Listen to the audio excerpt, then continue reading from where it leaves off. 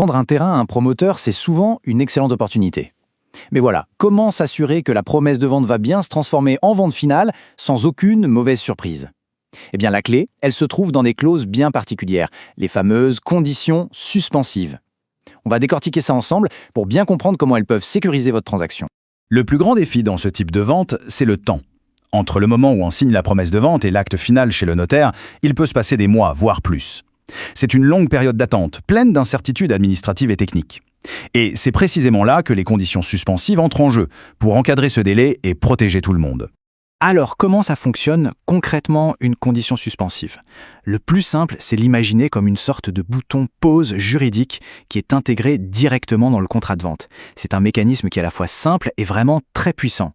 Pour faire simple, c'est une clause qui va suspendre l'exécution du contrat jusqu'à ce qu'un événement bien précis se réalise. L'exemple le plus courant, c'est l'obtention du permis de construire. Si cet événement n'a pas lieu dans les délais prévus, eh bien le contrat est tout simplement annulé. Il devient caduc, sans pénalité, ni pour le vendeur ni pour l'acheteur. C'est une vraie sécurité pour les deux parties. Pour que cette sécurité soit vraiment efficace, elle s'appuie en général sur 5 conditions assez incontournables. On peut les voir comme les 5 piliers qui vont venir consolider, bétonner la transaction. Alors, qu'est-ce qu'on trouve dans ces conditions? En premier, la plus classique, l'obtention du permis de construire. Ensuite, la purge du droit de préemption, qui garantit que la mairie ne viendra pas se mettre au milieu. Puis, l'obtention du financement par le promoteur, la réalisation de toutes les études techniques nécessaires sur le terrain et parfois d'autres autorisations plus spécifiques. Voyons les plus importantes. Le pilier numéro 1, c'est donc ce fameux permis de construire.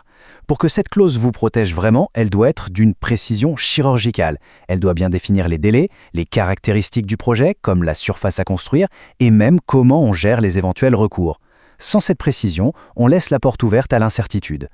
On passe ensuite à 2 piliers essentiels, l'administratif et le financier. D'un côté, la purge du droit de préemption. C'est l'assurance que la mairie ne va pas utiliser son droit pour acheter le bien à votre place. De l'autre, la condition de financement. Elle vous protège contre un risque majeur, un promoteur qui n'aurait pas les fonds nécessaires au moment de signer l'acte final. Le 4e pilier, c'est ce que j'appelle la vérité du terrain. Ce sont les études techniques, analyse du sol, recherche de pollution, tout ce qui permet de s'assurer que le projet est bien réalisable.